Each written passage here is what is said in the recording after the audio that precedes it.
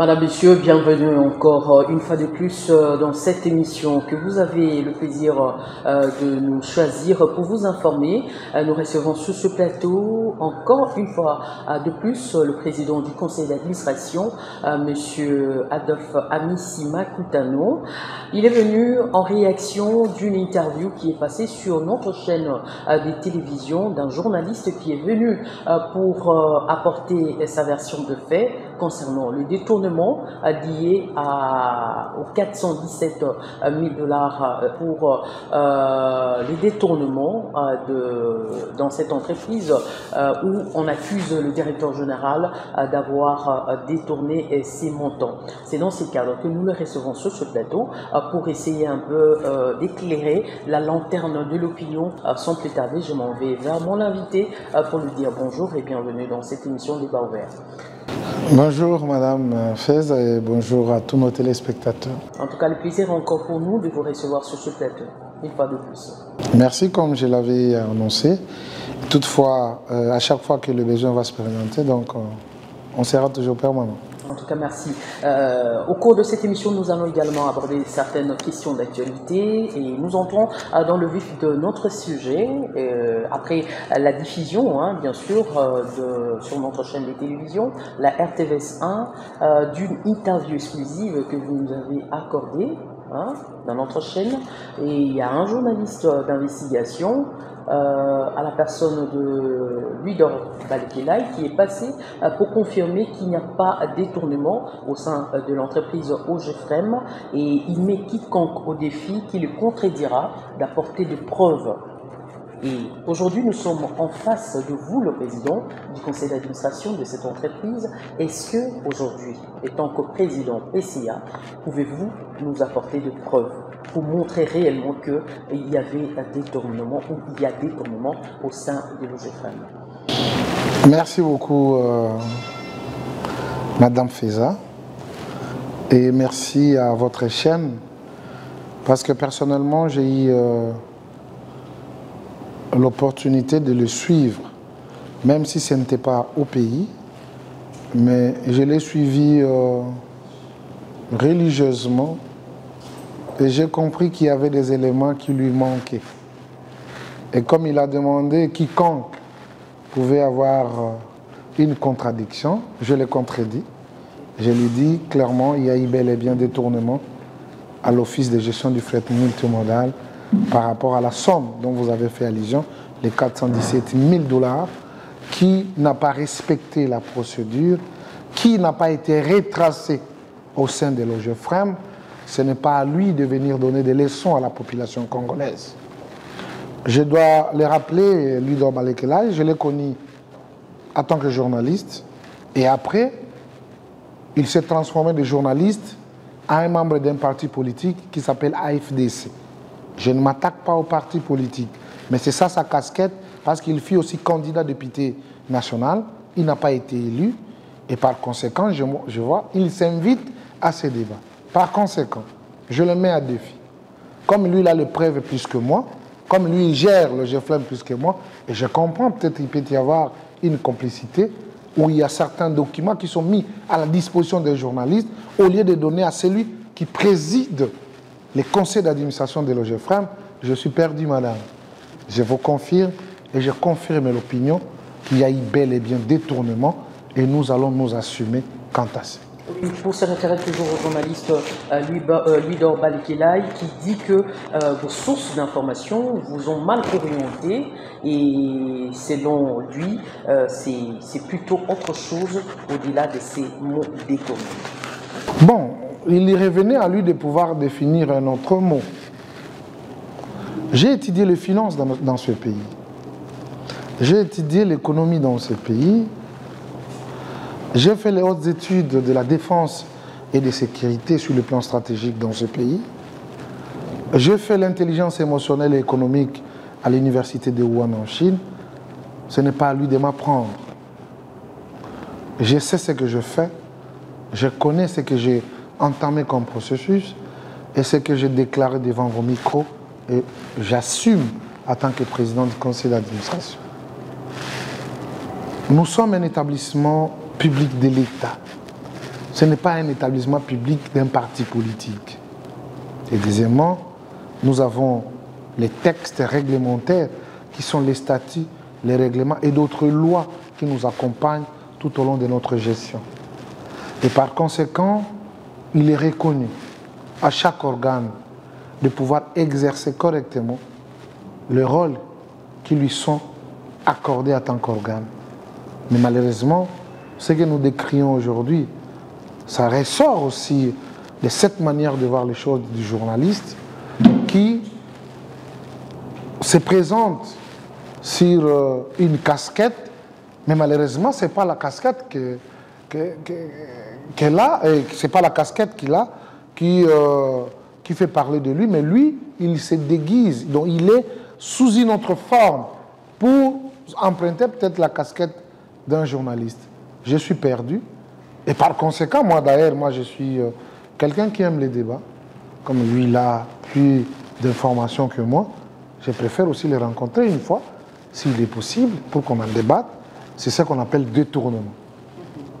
Et les mots lui a été également posés, mais le journaliste loue quand même le sens de votre patriotisme pour diriger ou bien gérer cette belle entreprise dont vous êtes le président du conseil d'administration. Mais seulement, il fait également allusion en disant que si réellement il y avait détournement, est-ce qu'on pouvait observer ces climats sociaux de paix qui s'observent actuellement au sein de l'OGFREM, et pourquoi est-ce que l'intersyndical de cette structure ne fait pas de déclaration comme il en a l'habitude de le faire? Non, madame, je dois vous rappeler que l'intersyndical de l'OGFREM, ça c'est une réalité interne. Cet intersyndical est hors mandat. Et cet intersyndical ne mérite plus d'engager même l'entreprise. Je crois que nous allons en parler dans les jours qui viennent. Et le Conseil avait déjà levé l'option. Nous ne pouvons jamais continuer dans l'anarchie. Les institutions doivent fonctionner normalement. Il est reconnu dans ces pays les mandats de chaque organe. Vous comprenez? Et l'intersyndical dont vous faites allusion, ça fait combien d'années qu'ils sont là? Nous avons eu des rapports, nous avons eu des notifications même au niveau de la tutelle dans le ministère du Travail qui demandait qui est l'organisation des élections. Mais malheureusement, on ne comprend pas cette motivation de ne pas vouloir qu'il y ait une nouvelle équipe, qu'il y ait des élections à l'OGFREM. Toutes les entreprises ont organisé, sauf l'OGFREM. Donc nous avons des potentats dans cette entreprise, les gens qui se croient être au-dessus de la mêlée. Et quand lui, le journaliste, il vous dit « Oh, la paix sociale qui s'observe », lui, il est gestionnaire de l'OGFREM. Tu vois? Non, voilà. Ils se sont retrouvés sur un coin, madame, en train de se faire avaler des mots. Et là, je suis perdu, moi, personnellement. Aussitôt arrivé, moi, j'ai dit, et c'était dans le premier discours que j'avais tenu à l'OGFREM, la paix sociale que vous observez là, c'est le fruit du conseil d'administration. La majoration des salaires, c'est le fruit du conseil d'administration. Il y a eu un climat malsain par rapport à ça, quand nous avons pu annoncer lors de l'anniversaire de l'office, où les gens ont voulu tirer en boulet rouge pour dire « Non, ils veulent s'attirer la sympathie, tout ça. » Non, nous sommes d'une école. L'argent que régénère l'office, ce sont des personnes qui cherchent cet argent. Ces personnes doivent être encouragées. Ces personnes doivent être motivées pour qu'à la prochaine, qu'ils puissent encore travailler dur et que les dividendes qui vont retomber puissent être plus que ce que nous avons trouvé. Je ne veux pas que je l'amène sur ce terrain-là, sinon nous allons approfondir les débats, ce n'est pas normal. Mais je tiens à lui rassurer que j'ai le respect. C'est quelqu'un que je ne connais pas personnellement. Je le voyais de loin. Mais quand il s'invite, je sais. C'est un coopté. On l'appelle parce que tu es journaliste, tu vas voir ça, ça, ça. Mais je tiens à lui rappeler. Je tiens à lui rappeler. Ce n'est pas un vieux singe qu'on peut apprendre les grimaces. Il doit garder sa bande. L'IDP social des journalistes. OK? Moi, je sais me battre. Correctement, je sais. Et quand ils commencent à s'inviter, ils font des groupuscules en amenant tel nom, il est journaliste. Or que c'est un membre d'un parti politique. Je connais bien. Il fut candidat, il a échoué. Il doit d'abord se reposer. Ok? De se rétracter, de voir qu'est-ce qui a marché, qu'est-ce qui n'a pas marché, pour qu'après 5 ans qu'il se représente encore. Mais quand il se mêle avec l'histoire de Logefrem, je crois qu'il est mal parti. Qu'il laisse les gestionnaires de Logefrem gérer les problèmes. Il est en train de s'orienter là. Il va passer dans des émissions pour aller me répondre. Il va me répondre moi. Où est-ce que moi je vais me rencontrer avec lui? Quel lien y a-t-il entre lui et moi? Et il passe dans vos chaînes, il déclare haut et fort, il n'y a pas eu de détournement. On comprend le modus operandi. Il doit garder sa dignité. Ok? Le président de la République est en train de s'époumoner. Il est en train de faire les efforts pour que le pays puisse être quand même considéré comme un État normal, non à ses antivaleurs. Si on a dénoncé, la dénonciation n'a pas commencé par le conseil d'administration.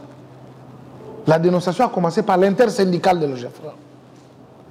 Et quand il y a eu une équipe des administrateurs qui sont allés à la direction générale, il a avoué, lui-même le DG, non, il y a un avocat qui a mené des démarches de recouvrir l'argent illégalement. Il a reconnu.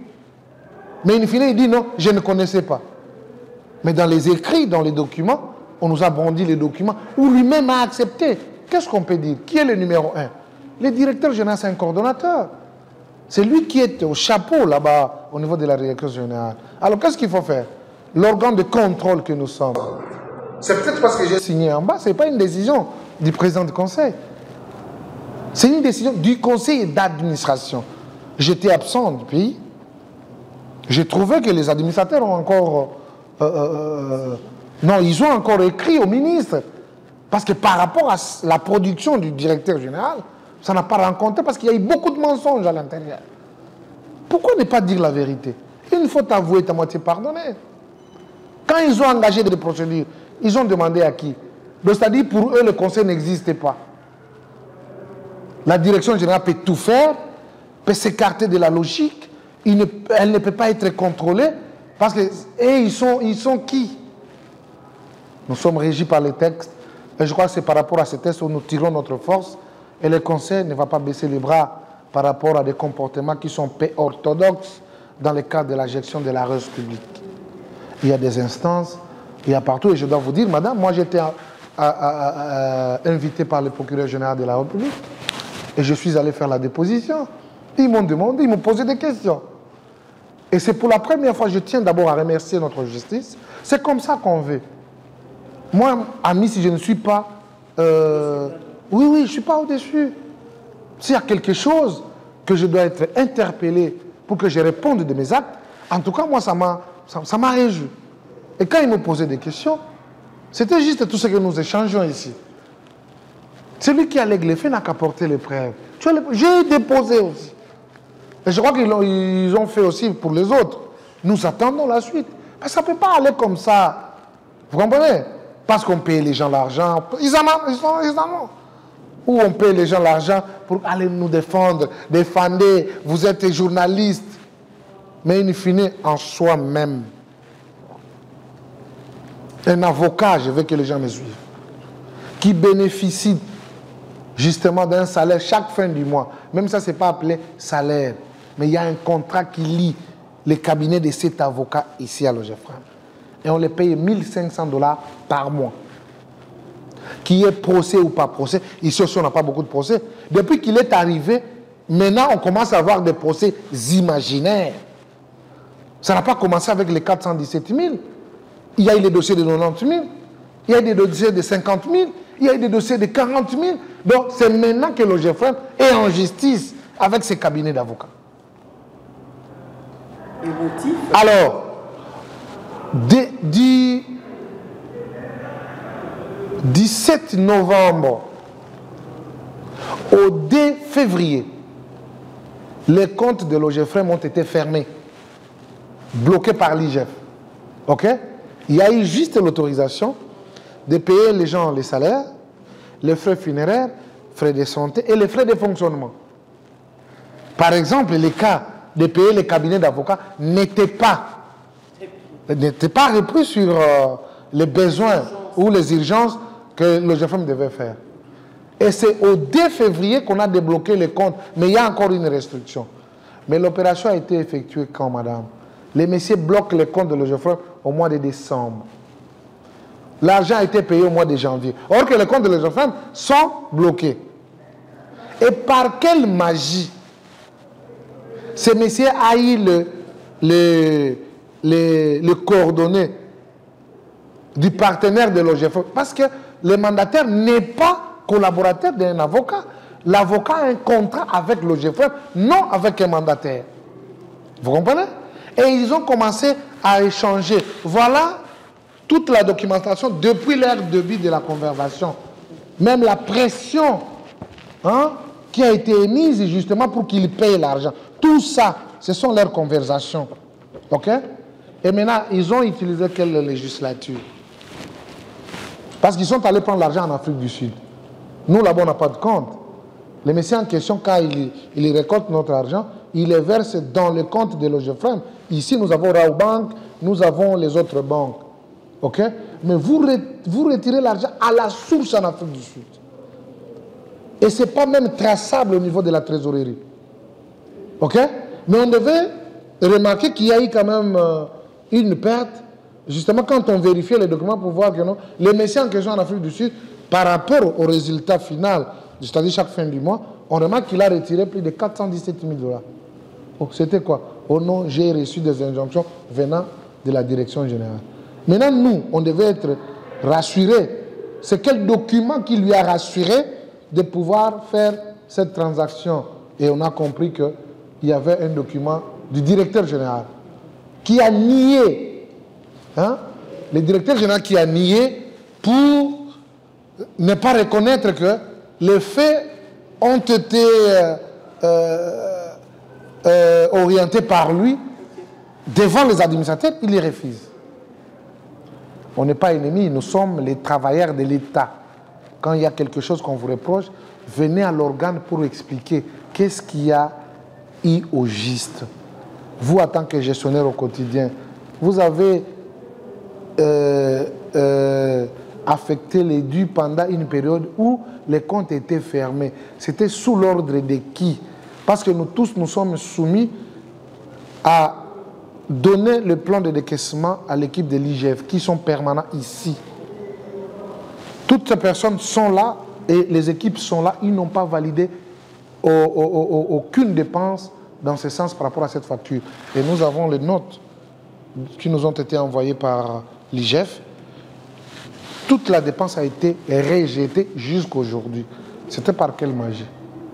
C'est pourquoi j'ai demandé, j'ai posé la question de savoir si un journaliste qui ne comprend pas peut-être le détournement, pas dans le sens qu'il ne comprend pas ou qui ne connaît pas les Français, mais il y a des termes techniques qui doivent être peut-être utilisés. Le fait que vous prenez un 100 francs qui était destiné à acheter un stylo, vous achetez ça, un cahier ou un papier, ça s'appelle détournement. Parce que l'argent là n'était pas destiné à l'achat d'un papier ou d'un cahier. C'était destiné à l'achat d'un stylo. C'est simple. Donc voilà un peu ce que je peux ajouter par rapport à tout ce que nous avons échangé l'autre fois avec vous. Je réaffirme qu'il y a eu détournement. Pour cette préoccupation par notre confrère, c'est le silence de l'IGF, parce que vous avez dit que l'IGF est en permanence ici, au sein de votre entreprise, mais pourquoi est-ce que l'IGF, malgré que vous avez dit qu'il n'y a pas de traçabilité dans la trésorerie, mais pourquoi est-ce que l'IGF ne réagit pas? Parce que il est là pour contrôler les entrées et sorties de cette entreprise. Pourquoi est-ce qu'il ne rebondit pas pour réagir? Est-ce que c'est un silence coupable ou il est complice ou bien il sait qu'il n'y a pas de détournement? Voilà pourquoi est-ce qu'il s'était pour ne pas s'inviter au débat. Bon, l'IGF avait demandé un tas de documents par rapport à la question. On devait vérifier. Tu vois, madame, quand il n'y a pas l'harmonie dans ce qu'on fait, c'est un peu compliqué. Je répète toujours avec les amis, même les amis de la direction générale, je leur avais dit que les conseils d'administration, c'est les parasols de l'entreprise. OK? Toute correspondance de l'office,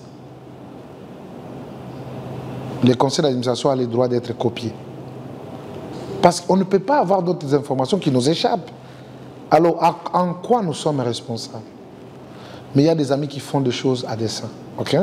Ils ne veulent pas que vous puissiez avoir les informations. Et souvent, ils font les choses à leur guise. Et là, ça nous complique. L'IGF a demandé un tas de documents.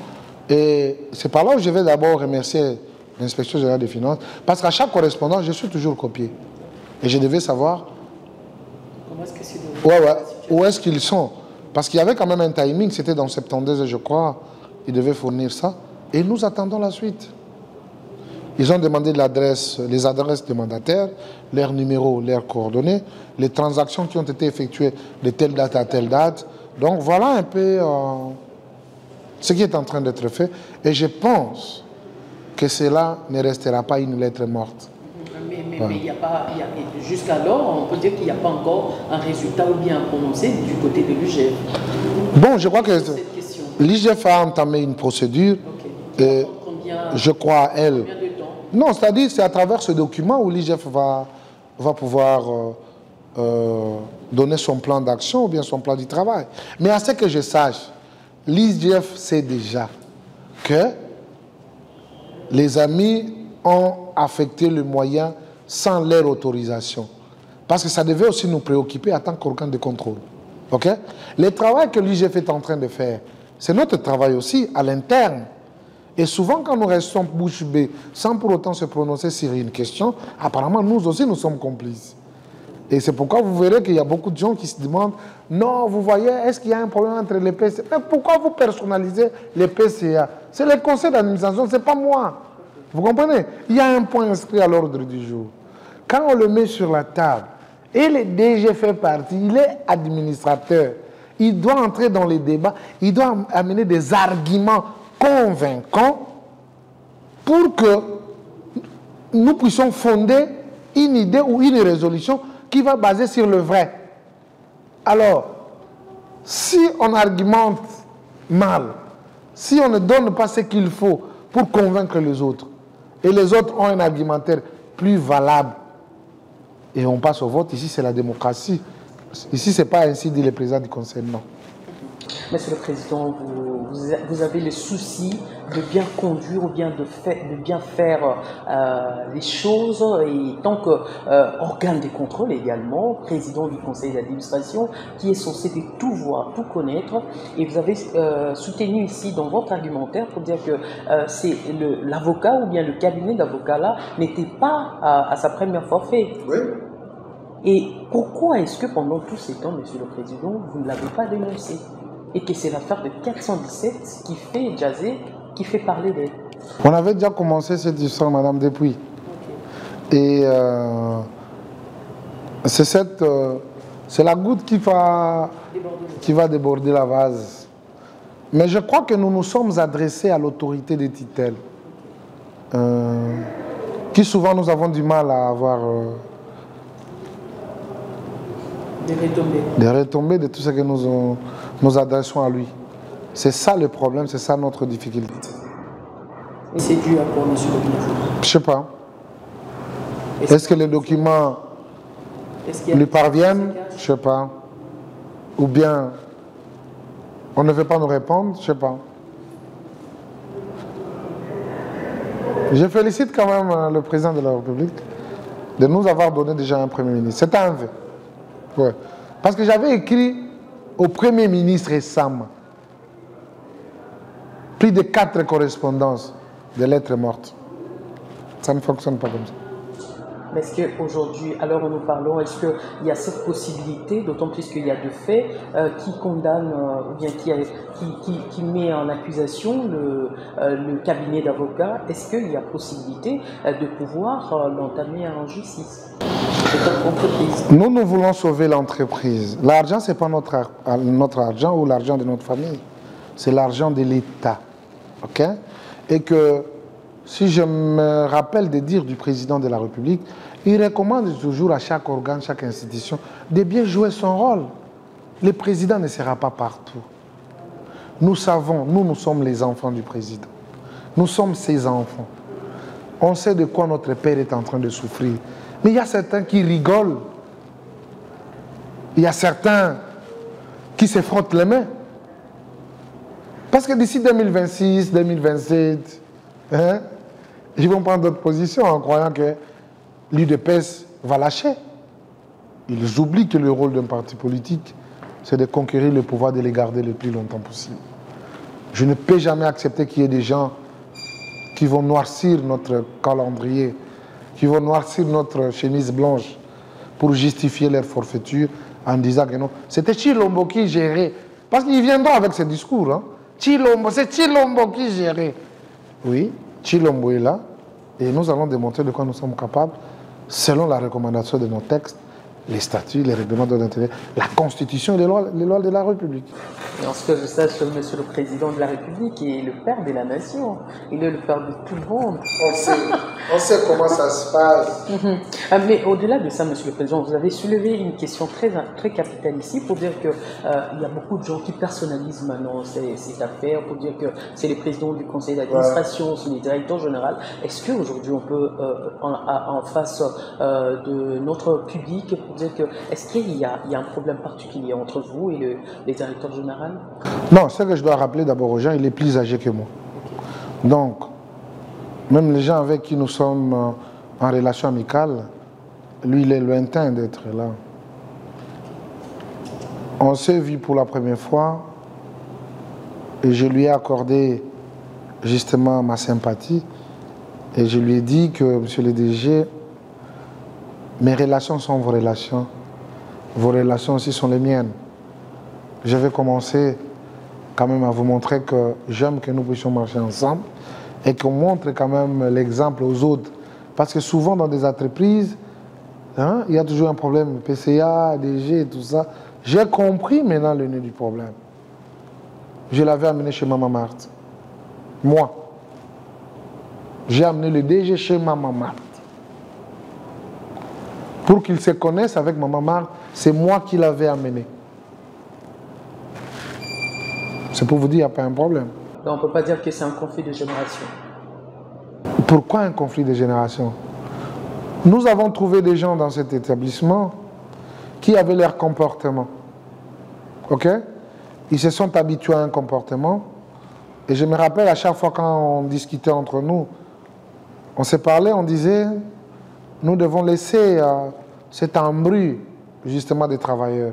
Nous devons être l'église au milieu du village, prendre tout le monde, les responsabiliser. Et puis nous allons statuer, chacun pour son cas, de savoir s'il est à mesure de pouvoir répondre par rapport à la tâche que nous lui avons confiée. Mais malheureusement, ça n'a pas suivi d'effet. Aujourd'hui, nous avons trouvé encore cette histoire des groupuscules qui rentrent et qui s'arrangent derrière les DG, qui disent que non, aux danger, aux assommes. Bon, chez moi, ils ne peuvent pas venir parce qu'ils savent que... Si le président du conseil... Non, non, moi je ne suis pas dans ça. Moi, je ne suis pas dans ça. Moi, je suis un père. Quel que soit l'âge du DG, je suis son responsable. Quel que soit l'âge des administrateurs, ils savent comment nous vivons. On s'aime et c'est peut-être cette manière de ne pas vouloir respecter les choses comme il faut. C'est ce qui fait que nous puissions être en déphasage dans certains points pour la gestion de l'entreprise. Mais en tant qu'humain, nous sommes deux frères. C'est un grand frère pour moi. Moi, je suis moins âgé que lui. Et donc, je pouvais aussi bénéficier de l'expérience qu'il a eue pendant sa vie sur Terre. Et je crois qu'il y a des gens qui veulent peut-être faire entrer des choses pareilles. Mais moi, je vais seulement sur les textes et sur les actes posés par les uns et les autres. Et pour clore un peu ce dossier du détournement, Monsieur le Président, est-ce que pourriez-vous nous faire une situation globale de cette situation de détournement et où en est-on aujourd'hui avec ces dossiers? Essayez un peu de nous éclairer un peu et puis nous allons passer à un autre sujet. Bon, le Conseil, après avoir compris qu'il y avait valablement un détournement, à mon ainsi, il y a les collègues qui ont adressé une lettre, parce que quand je ne suis pas là, c'est l'administrateur qui vient après moi, qui prend quand même l'intérim. Et eux aussi, ils étaient estomaqués de voir la lettre que le DG a adressée au ministre. Ça ne les a pas chantés. J'ai trouvé la copie, j'ai lu et j'ai trouvé qu'ils ont réfléchi à la même conscience. Et ça allait dans le sens de pouvoir protéger justement l'entreprise. Et après avoir écrit à la Titel, qui est notre ministre, jusque-là, nous attendons le retour de notre courrier. Jusque-là, ce n'est pas encore arrivé. Et les conseils avaient pris un temps de résolution, mais malheureusement, on a dépassé 10 jours déjà. Donc, les résolutions sont en application. Et ce que nous devons dire, d'abord, premièrement, le conseil a décidé de résilier déjà les contrats avec le cabinet qui emmerde justement l'office. Et puis, deuxièmement, l'argent doit retourner à la caisse de l'OGEFREM. C'était un paiement indu. Par conséquent, ceux qui ont procédé à pouvoir défalquer cette somme doivent en tirer toutes les conséquences possibles. Et le reste, la vie va reprendre et puis nous allons continuer à gérer l'entreprise comme nous avons été nommés par l'ordonnance du président de la République. Oui, comme nous l'avons annoncé au sommaire de cette émission, que nous allons également aborder d'autres sujets d'actualité, les sujets d'actualité et autres que d'abord cette nomination du Premier ministre de notre pays en la personne de Judith Suminwa Tuluka. Aujourd'hui, Monsieur le Président, quelle est aujourd'hui votre lecture de fait par rapport à cette nomination, d'autant plus que c'est une dame aujourd'hui qui va prendre la tête de ces gouvernements? Merci beaucoup, Madame. Par rapport à votre question, je comprends que la prophétie de Lumumba est en train d'être concrétisée par Tshisekedi. L'histoire du Congo sera écrite par les Congolais eux-mêmes. Et comme vous le savez, il y a certains articles de la Constitution qui n'avaient pas de contenu. Entre autres, avec la gratuité de l'enseignement. Mais aujourd'hui, l'article 14 de la Constitution a un contenu. Même s'il y avait des contenus, mais la masculinité positive du président de la République est en train d'être affirmée par les actes qu'il pose. Comme vous le savez, au ministère de l'économie, on avait une dame. À l'environnement, on a une dame. Au ministère du Plan, on a une dame. À la primature aujourd'hui, nous avons une dame. C'est pour vous dire que vraiment le contenu de l'article 14 de la Constitution étant respecté par la volonté du premier d'entre nous, qui est le président de la République, et par cette cause, nous nous réjouissons. La décision est déjà prise, et bien entendu, ça restera indélébile de comprendre qu'il y avait un président en République démocratique du Congo qui avait nommé un premier ministre dame. Ça fait quand même votre joie en tant que dame, et puis du reste, toutes les mamans du monde de la République démocratique du Congo, de tous nos territoires, doivent jeter l'air dévolu à ces grands hommes qui vous met quand même en avant-plan avant que l'homme puisse être là. Mais il reste une chose, parce qu'il y a une recommandation, dans les speeches du président, il ne fait qu'allusion toujours à la femme et à la jeunesse. Donc, pour la femme, c'est déjà OK. Nous attendons maintenant la surprise pour la jeunesse. Non, mais d'aucuns, quand même, certaines analyses se posent la question, est-ce que la chief du gouvernement de la RDC sera en mesure de supporter le poids des urgences qui l'attendent, entre autres la situation sociale des Congolais, la situation sécuritaire dans la partie est et ouest de la République démocratique du Congo? Est-ce que parmi les urgences devant elle, est-ce qu'elle sera en mesure de résoudre toutes ces questions? Les gens doivent éviter de mystifier les choses, madame. La lourdeur que nous voyons, que nous voulons peut-être mettre devant la première, c'est quoi? C'est pour dire qu'elle ne sera pas à mesure. Parce que si nous parlons du social, il y a un ministre sectoriel qui va s'en occuper. Il y a 2 ministres. Sur le plan de la défense et de la sécurité, nous avons la défense et nous avons l'intérieur. La première ministre, c'est juste une coordonnatrice. Elle va coordonner. Mais il y aura de personnes qui seront à la tête justement de tout ce ministère et qui vont faire rapport au coordonnateur qui est la première ministre. Et in fine, tout cela va être débattu au niveau du Conseil des ministres. Donc il n'y a pas à mystifier là-bas. Les choses vont marcher correctement et elle sera à mesure de pouvoir relever des défis. Et d'ailleurs, ça sera peut-être elle qui va déclencher ce vœu-là du président pour dire, en tout cas, la femme peut faire mieux plus que l'homme. Et donc, je n'en doute pas. Aujourd'hui, des semaines après sa nomination, les Congolais commencent à s'impatienter pour dire que, mais à quand le gouvernement? D'autant plus que la chief est là. Mais qu'est-ce qu'on attend encore pour mettre en place les gouvernements pour que les choses aillent pour le mieux? Oui, ça a toujours été ainsi. Mais je pense qu'ils doivent avoir un peu de patience. Leur gouvernement est presque déjà là. Okay. Et d'ici là, ils sauront qui seront dans l'équipe pour que leurs problèmes puissent avoir des solutions. Et ils sont dans leurs droits. Et aujourd'hui, nous vous prenons également dans votre casquette de député national parce que vous êtes également le représentant du peuple. Aujourd'hui, au niveau de l'Assemblée nationale, apparemment tout semble être bloqué. Tout semble être bloqué. Jusque-là, pas de bureau définitif. Qu'est-ce qui bloque selon vous? Bon, à ce que je sais, je ne comprends même pas. Les gens n'ont pas cet esprit d'ouverture. Vous voyez comment ils se chamaillent le poste. C'est par ici où je demande au président de la République de pouvoir même sortir de l'extraordinaire. Parce qu'il y a des gens qui ne veulent que des postes. Pour eux, ce sont des présidents de l'Assemblée nationale, Premier ministre, Sénat, VPR.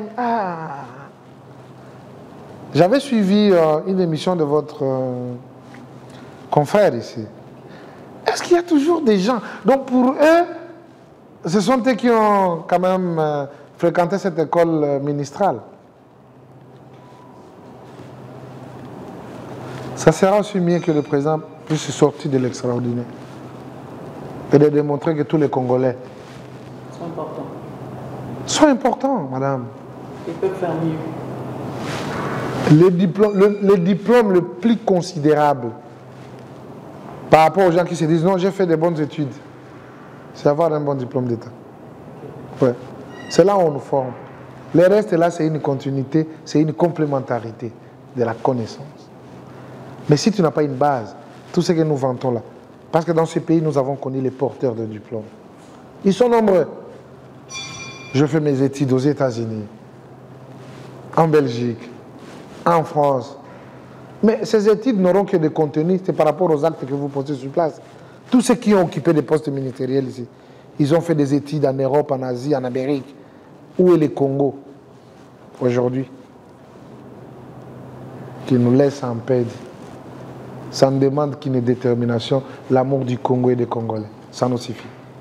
Base, licence. Tout Congolais qui est licencié est capable de relever les défis.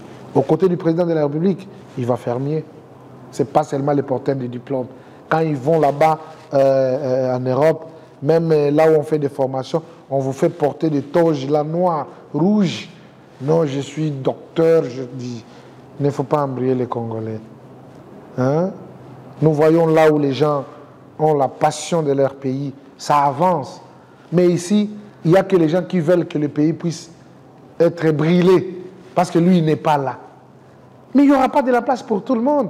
Mais exigeons à ceux qui ont eu une opportunité, une portion, justement, de pouvoir servir et d'être à l'écoute de nous tous, au lieu de faire tout ce qu'ils veulent là. Et c'est pourquoi moi je me dis, tous les Congolais ont la chance égale. Et le président de la République peut aussi sortir de l'extraordinaire, de prendre aussi les jeunes qui sont nombreux avec des diplômes ici, qui veulent aussi faire l'émativisme, qu'on voit que non, il a donné le meilleur, les énergies positives, parce qu'il a encore le devoir de la redevabilité. Il faut que le président de la République lui reconnaisse que non, en tout cas, il y a un jeune qui se bat. Tu vois, il crée encore.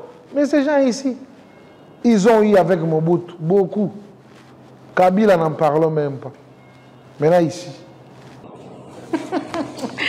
En tout cas, Monsieur le Président, nous sommes vraiment presque à la fin de notre émission, mais j'emprunte les préoccupations des Congolais lambda qui se préoccupent tant soit peu de l'absence de la présidente. Non, le président. Mais le président de la République est au service de son peuple. N'oubliez pas que notre pays fait face à un problème de l'insécurité qui dérange tous les Congolais, de l'Est à l'Ouest, du Nord-Sud. nous compatissons ensemble avec nos compatriotes qui vivent à l'est de la République. Et le président ne dort pas. Il est à la recherche du bien-être de son peuple. Comme ils veulent voir le gouvernement. Mais quand le papa disparaît, il doit amener quelque chose de bien. Les enfants ne peuvent jamais accepter que leur papa puisse être toujours à la maison sans pour autant sortir et aller chercher pour leur compte. Notre papa est à notre service. Il est là et il y revient bientôt. Et voilà. Habituer les enfants à le voir chaque jour, à parler avec les enfants. Mais quand il n'est pas là, il y a un vide. Non, les enfants doivent comprendre que le papa est parti pour chercher.